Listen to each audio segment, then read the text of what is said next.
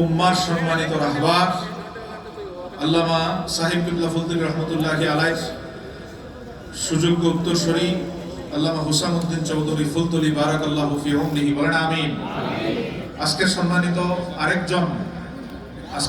অতিথি, আমাদের সকলের রাহবার মুরব্বী, তাহরিকে খাতমে নবুয়ত বাংলাদেশের সম্মানিত আমির, জৌনপুর খানদানের সম্মানিত পীর সাহেব আল্লামা ডক্টর সৈয়দ মোহাম্মদ ইনায়েতুল্লাহ আব্বাসী ওয়া সিদ্দিকী পীর সাহেব জৌনপুরি বারাকাল্লাহু ফি উমরিহি, আবার বলেন আমিন। আল্লাহ সুবহানাহু ওয়া তাআলা আমাদের সকলের হায়াতে সুস্থতার সাথে বরকত দান করুন, বলেন আমিন। তরুণরা শরীয়ত তাসাউফ সহ বর্তমান জামানার স্পিরিট নেওয়ার জন্য, যার আলোচনার জন্য আমরা অপেক্ষায় থাকি,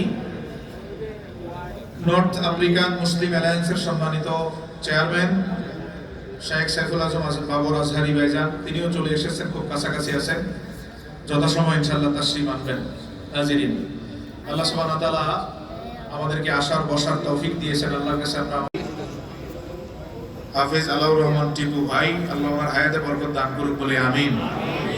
অত্যন্ত শানদার করে এবং এই সংস্থাটাকে আল্লাহর কাছ থেকে মাকবুল করে এইরকম আয়োজনের তৌফিক আল্লাহর কাছ থেকে পেয়েছেন, এজন্য আমরা বলি আলহামদুলিল্লাহ।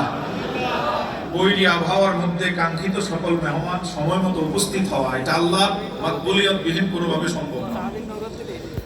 আল্লাহ সুবহানাহু ওয়া তাআলা এই সংস্থাকে মানবতার জন্য, মাসলাকের খেদমতের জন্য, মাযহাব মিল্লাতের খেদমতের জন্য আরো বড় করে কবুল করুন, বলেন আমিন। আজকে সম্মানিত সদরে